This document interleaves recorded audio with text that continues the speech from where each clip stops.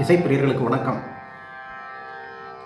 இனிமையின் அடிப்படையில் நாம் விரும்பக்கூடிய பாடல்களை வித்தியாசமான ருசியை, ரசத்தை அல்லது இனிமையை கொண்டுள்ள பாடல்களாக தொகுத்து பார்த்து வருகின்றோம். ஒவ்வொரு எபிசோடிலும் ஒவ்வொரு வகையான இனிமையை நாம் தேடி பிடித்து அந்த இனிமை எந்தெந்த பாடல்கள் உள்ளன என்பதை பற்றி தொகுத்து பார்க்கும்போது அதற்கான விவரங்களை அறிகின்றோம். இவ்வகையில் ஒரு சற்று வித்தியாசமான இனிமையை தரக்கூடிய பாடல்கள் எக்கச்சக்கமாக திரைப்படங்களில் வந்துள்ளன என்பதை பற்றி அறியும்போது அதன் முக்கியத்துவம் நமக்கு தெரிய வருகிறது. பட்டியல் நீண்டு கொண்டே செல்லும் அந்த அளவிற்கு இந்த இனிமையை தரக்கூடிய பாடல்கள் உள்ளன.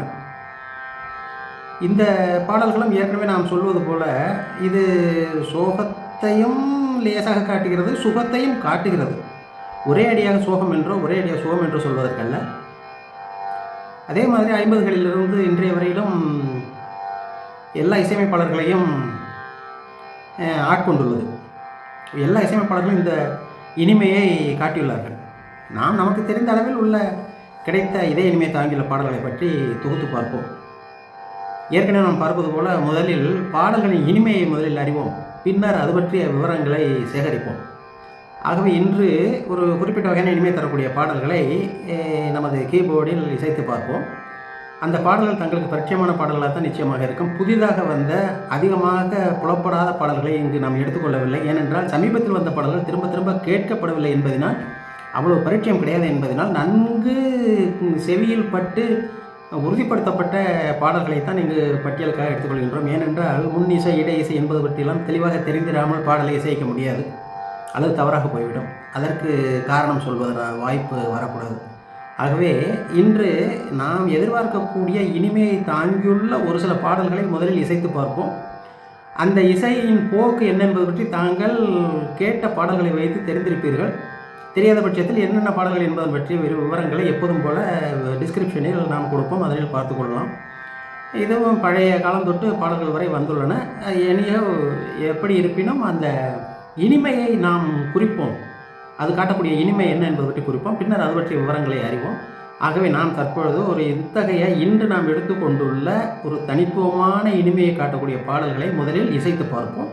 சிறு சிறு பகுதிகளாக தான் ஒரு முழு பாடல்கள் இங்கு வராது. சிறு சிறு பகுதிகளாக பல்லவியோ சரணமோ என்று அதனில் வரக்கூடும். எந்த பகுதி இந்த இனிமையை தெளிவாக காட்டுகின்றதோ அந்த பாடல்களை இசைத்து பார்ப்போம். இனிமையாக உள்ளது, உண்மையிலேயே இனிமையாக உள்ளது. அது பற்றிய விவரங்களை பாடல்களை நான் கேட்ட பிறகு அது கொண்டுள்ள இந்த இனிமையை எவ்வகையில் நாம் அறியலாம் என்பது பற்றி விவரிக்கும் போது விவரங்களை பார்ப்போம். ஆகவே தற்பொழுது நாம் இந்த பாடல்கள் இனிமை, இந்த எடுத்துக்கொண்ட இனிமையை காட்டக்கூடிய பாடல்கள் என்னென்பது பற்றி முதலில் இசைத்து பார்ப்போம், பின்னர் இது பற்றிய விவரங்களை அறிவோம்.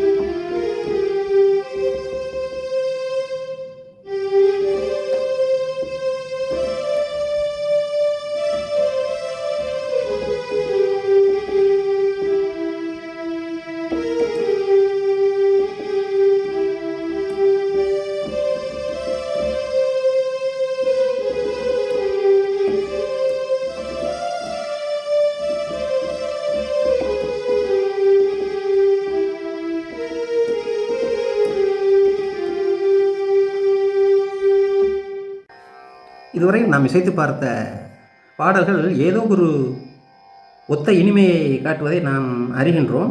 இங்கு நாம் இயக்கத்திற்காக எடுத்துக்கொண்ட சாவிகள் ஒருகட்டை சுருதியில் எடுத்துக்கொண்டோம். இந்த பாடல்களை இசைக்கும் போது பார்த்திருப்பீர்கள்,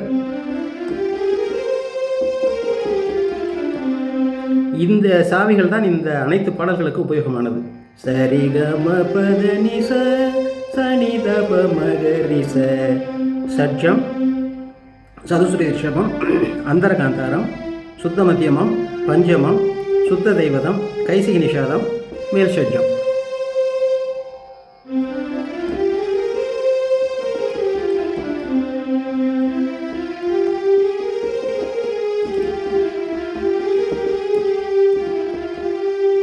அவ்வப்போது காவிலி நிஷாதம் இனிமைக்காக சேர்க்கப்பட்டிருப்பதையும் சதுசுரி தெய்வதம் இடையில் தொட்டு சென்றிருப்பதையும் குறித்திருப்பீர்கள். அது இனிமைக்காக சேர்க்கப்பட்டது. ஆனால் அது இந்த அமைப்பிற்கான சாவிகள் கிடையாது. ஆகவே இங்கு நாம் பார்த்த இந்த சாவிகள் உள்ளடக்கிய இனிமையை தரக்கூடிய இந்த கோர்வை சார்கேசி என்ற சிறப்பான ராகமாக இருப்பது நமக்கு தெரிய வருகிறது.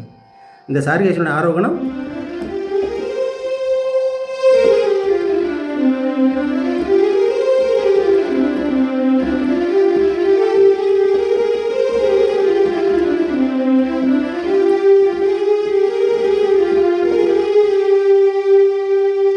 எளிமையாக தெரிய வருகிறது. இவ்வாறு இந்த சார்கேசி ராகத்தில் தாங்கள் கேள்விப்பட்ட பழைய காலம் தொட்டு இந்த காலம் வரையிலான பாடல்களை நாம் இசைத்து பார்த்தோம். இனிமை நிச்சயமாக இதற்கென்று ஒரு சிறப்பான இனிமை இருப்பதை நாம் அறிகின்றோம். ஆகவே இங்கு இது பற்றி விரிவாக நாம் பார்ப்பதற்கு 4-5 பாடல்களை எடுத்துக்கொண்டு மெதுவாக செல்ல வேண்டும். ஆனால் அந்த அளவுக்கு பொறுமை இல்லை என்பதனால் இது சார்ந்த இந்த இனிமையை தாங்கியுள்ள பாடல்கள் என்ன என்பதை பற்றி கோடிட்டு காட்டும் வகையில் ஆங்காங்கு தொட்டு இசைத்து பார்த்து இந்த இனிமையை நாம் அறிந்தோம். இந்த ராகமானது சார்கேசி என்பதனை நாம் நினைவு வைத்துக் கொள்வோம். இது ஒரு தாய் ராகம், 26வது தாய் ராகம். இது 5வது சக்கரத்தில் வருகிறது. இங்கு நாம் இந்த ஸ்வரங்களின் அமைப்பை எடுத்து பார்ப்போம் எனில், சரிகம என்று வரக்கூடிய இந்த சுத்த மத்தியமத்தில் முன்பாதி பூர்வாங்கத்தில் 2 சாவிகளும் பெரியன. ரிஷபமும் பெரிய ரிஷபம், காந்தாரமும் பெரிய ரிஷபம். பின்பாதியில் வரக்கூடிய உத்தராங்கத்தில் பார்ப்போம் எனில் தெய்வதமும் சிறியது, நிஷாதமும் தெரியுது. ஒரு பக்கம் பெரிய சாவிகள், ஒரு பக்கம் சிறிய சாவிகள் என்றெல்லாம் நாம் அடையாளம் விடுவதற்கு வாய்ப்பாக இந்த ராகம் அமைந்திருப்பதை இந்த விசைகளை உபயோகிக்கும் போது நமக்கு தெரிய வருகிறது. இது ஒரு வகையான இனிமையை தருகிறது. பூர்வாங்கம் பெரிய சாவிகள், உத்தராங்கம் சிறிய சாவிகள். இதற்கு நேர் எதிர்மாறாக பார்ப்போம் எனில் அது சூரியகாந்தம் என்ற ஒரு ராகத்திற்கு செல்லும். அது நமக்கு தேவையில்லை. இந்த இனிமைக்கு காரணமாக அமைந்துள்ள இந்த எப்பொழுதுமே ஒன்று கேள்விப்பட்டிருக்கின்றோம். அதை நாம் உறுதிப்படுத்தி நாம் நிரூபிப்பதற்கு அல்ல. பெரிய சாவிகள் என்றால் இன்பம் தரக்கூடியது, சிறிய சாவிகள் என்றால் சோகத்தை தரக்கூடியது என்று கூறுகின்றோம். இங்கு ஒரு பாதி பெரிய சாவிகள், ஒரு பாதி சிறிய சாவிகள் என்று இருப்பதனாலேயே சோகத்தையும் இது தாங்குவதாக தெரிகிறது, சுகத்தையும் தாங்குவதாக தெரிகிறது என்பதை நமது தேடலில் நாம தெரிந்து கொள்கின்றோம். இவ்வாறாக இந்த சார்கேசி என்பது 26வது தாய் ராகம். இதற்கு கீழ் 1-2 செய் ராகங்கள் வந்திருக்கலாம். அது பற்றி நாம் தேடி பார்ப்பதற்கான நேரம் இல்லை என்பதனால் முக்கியத்துவம் வாய்ந்த தாய் ராகங்களை எடுத்து செல்வோம். செய் ராகங்கள் உள்ள ராகங்களை தனித்தனியாக நாம் கரகர பிரிவில் பார்த்தது போல பார்ப்போம். ஆகவே அன்பர்கள், இங்கு நாம் இசைத்து இனிமையை கண்டறிந்த ராகம் சார்கேசி என்பதை தங்களுக்கு தெரிவித்துக் கொள்கின்றேன். இது தொடர்பாக விவரங்களை மேலும் நாம் அடுத்த எபிசோடுகளில் அறிவோம். நன்றி, வணக்கம்.